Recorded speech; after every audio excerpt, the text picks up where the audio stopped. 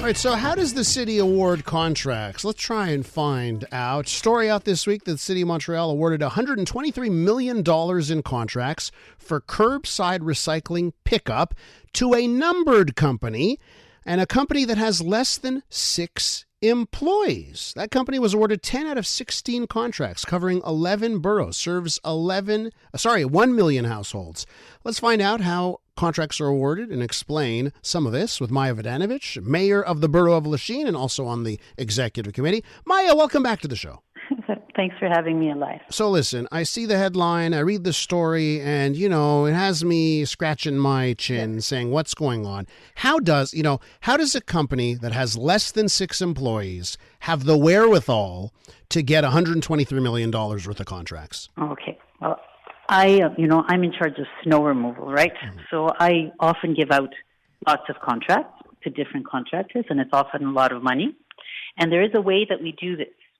When someone submits, they also have to put in a guarantee, a caution, okay, which guarantees that they can do the job. And if they can't do the job, they lose that guarantee. They lose that money. We keep it. So they have interest in saying that they will do what they say they can do, and we verify this. And I made sure, because I knew I was coming on air today, so I checked up yesterday and today if the company had all these guarantees, and they do. And there seems to be a mistake because they actually have 2,200 employees. We don't know exactly where, but they do have 2,200 employees, and they already have 10 contracts with the city. So they must have more than 6 employees. So this is a information that's erroneous somewhere. Okay. And on top of that, they have a great investor behind them, and it's BlackRock that's behind them. That's their main investor. Really? So, like BlackRock, like the Americans. The Americans, the financial firm, yes. that BlackRock. Yes, Jeez. they're behind them. So, and what happened, and this is something that is really good about this contract, is that it's 30 and 40% less expensive. And it is the same thing that was happening in snow removal. We were having a lot of problems getting anybody to bid, and the people who were bidding, sometimes there was just one or 2 companies bidding on one contract, and it was going every year was higher and higher and higher. So we changed the bidding process. We changed the conditions. We changed certain things. In French, we say a devis. And the city did this time. And it worked so well that we got 7 companies were bidding on the bids. And they were competing in price. Okay. And that is really good news. Well, so you're saying the contract here 30 to 40% less than what we were previously paying? Yes. Less than the estimate, which is amazing.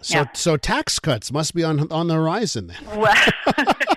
Well, but there's another good news in this. We're not paying for it at all. It is EQ that's paying it, Éco Entreprise Québec, because, this year it started.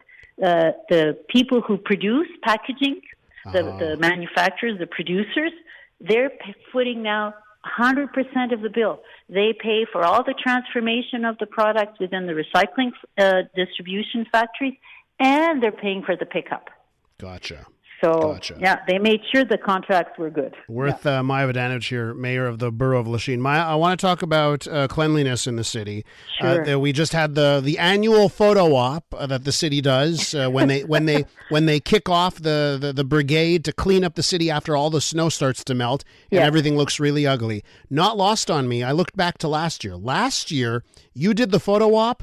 And when I say you, the administration did the photo op on April 17th. So, in fact, this year we did it a month earlier than the previous year. And listen, it's not lost on me. Things look really bad, and we're in an election year.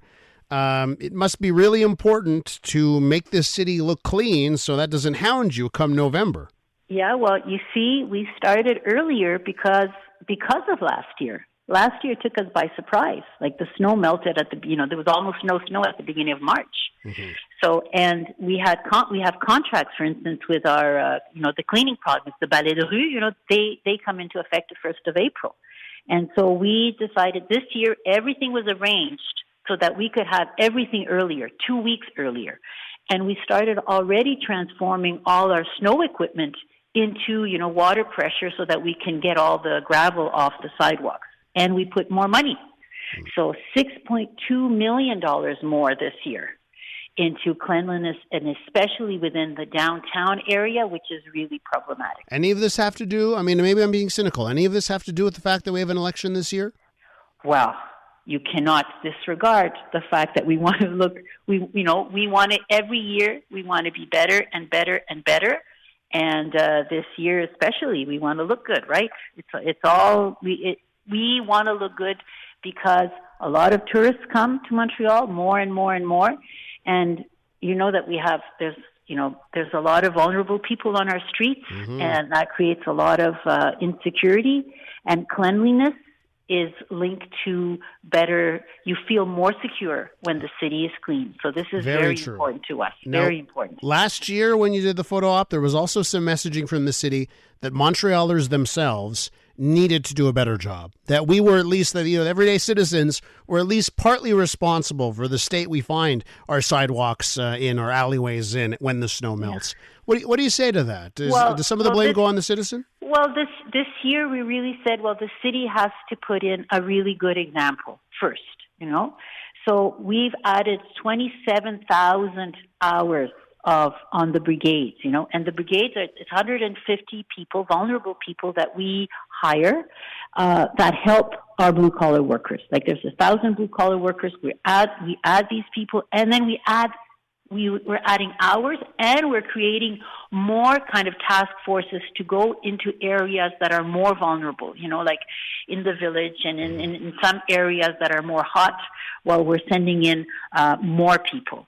And we're also helping boroughs by giving them a bit more time with their brigades. But of course, cleanliness is a borough responsibility. It's public works. So public works has to kick in every borough. And Ville-Marie, where there's the most problems and the most people, where they've put in $2.2 million more this year because of, there's a lot of, around the metro stations, it's not clean. People are saying we have to do more. We have to do more. And then if the city does more, well, we hope then the people will also do more and not throw garbage on the floor and bring it back with them. That's true, right? Because when something is clean, it's human nature, right? You're less likely to make it dirty. But when you see trash everywhere, you say, what's a piece of paper added to the mix? What's one more, Yeah. Okay, so Maja, listen, we have to leave it there. I hope that if BlackRock makes the city an offer they can't resist, they don't end up selling Lachine to BlackRock, right? Let's keep some of this stuff in our own hands. Yeah, we will not. And actually, that will be changing, right? Soon, the contracts we will not be giving contracts to American companies. You're going to follow suit there, huh? Yes, we're following suit. Yes, they'll get tariffs too. Okay, but what if the Americans had a really good contract offer, like 30 to 40% less?